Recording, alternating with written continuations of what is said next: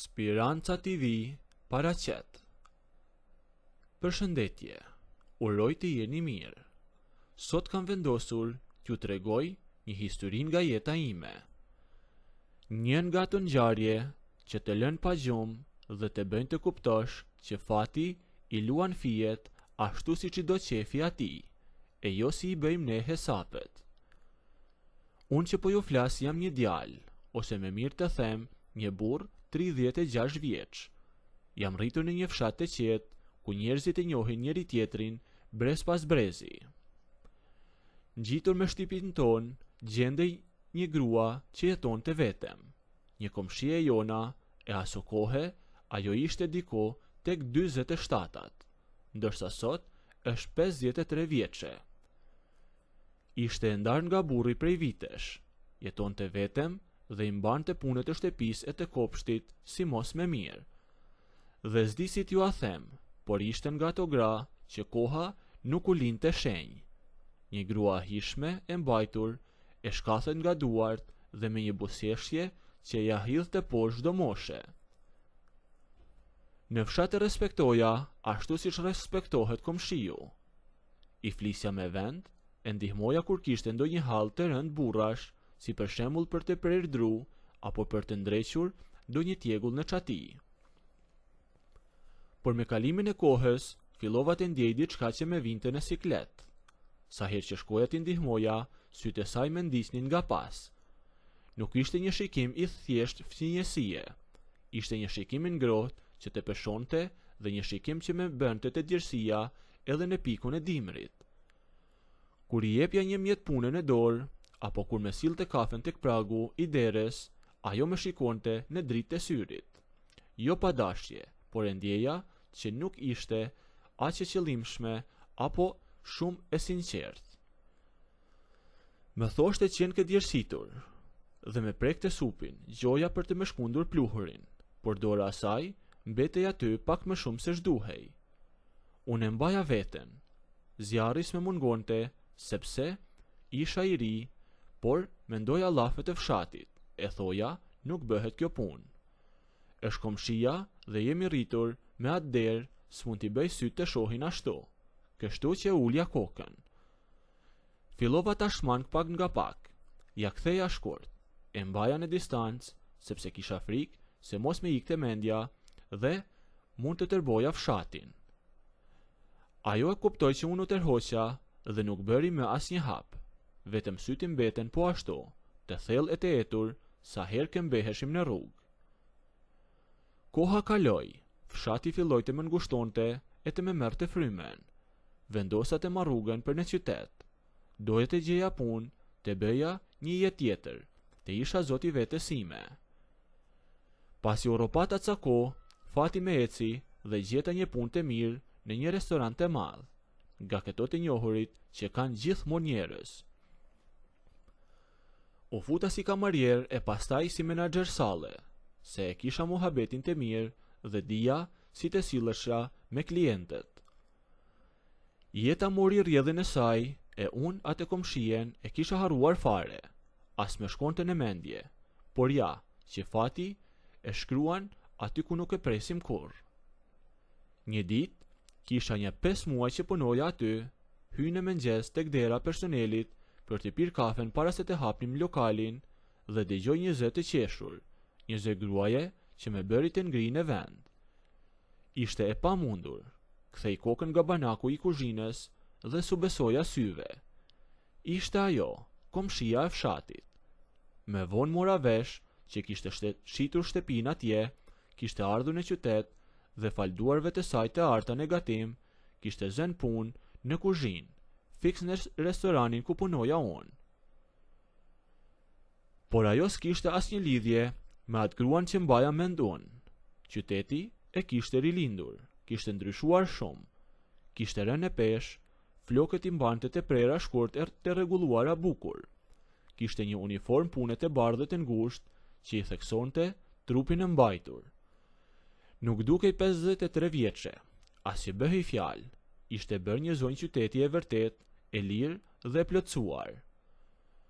Kur më pa shtan gu pak, pastaj më dha një buzëqeshje të lehtë nga ato plot kuptim, i luajti në cep të buzës. E sheh, më tha, ku shiken nga fshati, gjendet në qytet. S'pa priste mendja kur, ja ktheva unë, duke u përpjekur të mbaja zërin të qetë, por brenda me vlon të gjakun nga jo pamje. Që nga jo dit ne u bëm koleg. Nëse në fshat me ndan të gardhi dhe mendësia botës, aty në restoran gjëra ndryshuan me rrej. Unë isha i lirë, e ajo po ashtu. Nuk ishim me as komshenj as fshatar. Ishim një burrë dhe një grua që punonin bashkë çdo ditë e që ndjenin një tërheqje që rritej me çdo orë që kalonte. Kuzhina e një restorani ka shumë vap dhe shumë lëvizje. Imagjinoni të punoni gjithë ditën ngjitur me një grua që ju trazon mendjen. Sa herë shkoja të merrja pjatat për klientët, ne gjenim sebeb të ishim afër. Kur ajo me zgjaste pjatën, më shikonte drejtën e sy, duke mos mi hequr syt. As dore nuk e histe shpejt. Ngulnim syt tek njëri tjetri, e në atë zhurmën të nxjerrësh e pjatash, dukej sikur ekzistonin vetëm ne të dy. Tensioni ishte bërë aq i trash sa pritej me thik. Pas ditëve kur lokali binte në qetësi, ajo më përgatiste kafen vet. Uleshim në një tavolinë në cep larg syrit të kamarierave të tjerë. Nuk flisnim për fshatin, flisnim për lodhjen për jetën, por flisnim me zë të ulët. Ajo kalonte dorën nëpër flok. Më shikonte me ata sytë e lyer bukur dhe lëpinte buzën ngadalë teksa unë flisja. Unë nuk e di çfarë i thoja, sepse mendjen e kisha vetëm aty tek bukuria e asaj gruaje të pjekur që po më ofronte gjithçka, pa thënë asnjë fjalë të tepërt. Fillova të prisja trunin e mbrëmjes si i çmendur. S'më interesonte rroga as lodhja, doja vetëm të isha aty me të. Dhe kulmi arriti një natë në mes të nëntorit.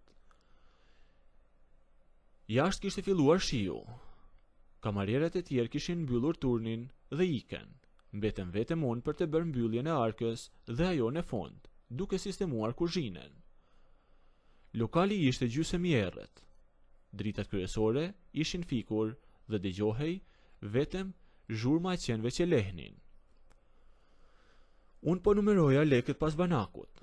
Zemra po më rrihte fort, sepse e dija që ishin vetëm ne të dy dhe fshati ishte aq larg sa që s'mundte na aprishte kush magjin. Dëgjova hapat e saj të lehtë që kishte dalë nga kuzhina. E kishte hequr përparsën e punës dhe kishte veshur rrobat e saj të përditshme, një këmishë e zezë me ndafshi, me dy pullat e zbërthyre në maje që tregonin qafën e saj të bardhë e plotjet. U ofrua tek banaku nga jashtë. Unë nuk i kisha syt tek parat e as që po dija çfarë mbaja në dorë. Ajo mbështet tek druri i banakut, e ndjeva që po më shikonte. Heshtja ishte e rënë, dhe frymarrja e saj ndihej mjaft të thellë. Aroma e saj po më dehte, një aromë e ëmbël si parfum i shtrenjtë i përzier me ngrohtësinë e saj. Ambarove punë me pyeti. Zëri i dridhej lehtë, ishte një zë krejt tjetër, jo zëri i saj i punës, por zëri i një gruaje që po hidhte hapin e fundit. I lëshova parat mbi tavolinë dhe ngrita kokën. Jo akoma, i thash, po ngatarohem me llogaritë sonte. Ajo bëri një buzëqeshje gjysmë të fshehur, një buzëqeshje që ja pash mirë në atë gjysmë errësire. Sonte qenë kanata për t'u ngatëruar, me përshpëriti ajo, duke buzëqeshur në cep të buzës. Ajo eci anash banakut dhe doli nga ana ime. Hapësira ishte e ngushtë, ne ishim vetëm pak centimetra larg njëri tjetrit dhe me dukej sikur trupi im po lëshon të shkëndija. Gjithë ato muaj durim, gjithë ato vite në fshat që ja kisha fshehur vetes, sa shumë me tërhiqte, u mblodhen të gjitha në atë natë. Ajo ngriti dorën dhe gishtat e saj të butë të ngrohtë mu mbështeten në faqen time. Pastaj rrëshqiten ngadalë, duke me përgëdhelur qafen e deri tek mjekra. Unë mbylla syt për një sekond nga ajo prekje dhe me kaloi një ndjenjë shumë e çuditshme. Kur i hapa sytë e saj ishin fiks përballë mive. Kishte një zjarr brenda tyre që si kisha parë tek asnjë femër në jetën time. Sa shumë kam pritur, tha ajo me zë të mbytur. Me shihjen në sy në fshat dhe ikje. Pse ikje? Me pyeste ajo. Sepse kisha frikë, i thoja unë, duke fshehur të vërtetën. Por këtu i thash nuk kam me frikë. Ashtu si që ishim, e kapa dhe fillova që ta puthja një herë tek fyti, e pastaj nëse doni të ndëgjoni historinë deri në fund bëjini videon like, a nëse nuk doni, abonohuni ose bëjini subscribe.